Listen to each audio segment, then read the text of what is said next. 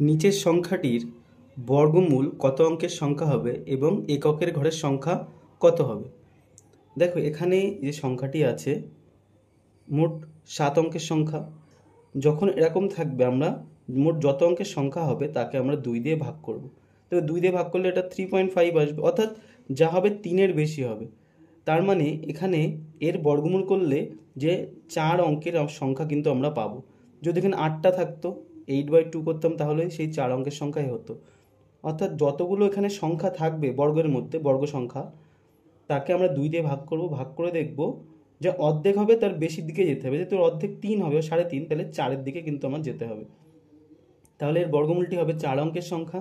এবং এর এককের ঘরে কি হবে দেখো, এককের ঘরে কত আছে 1। আচ্ছা 1 তখনই আসে যখন আমরা 1-এর স্কোয়ার করলে 1 পেতে পারি, অথবা 9-এর স্কোয়ার করলে 1 আসে, অর্থাৎ এককের ঘরে 1 পেতে পারি। তাহলে এই যে সংখ্যাটি হবে এটি হবে 4 অঙ্কের সংখ্যা এবং এর এককের ঘরে 1 থাকবে অথবা 9 থাকবে। এর বর্গমূল যে হবে তার এককের ঘরে 1 অথবা 9 থাকবে।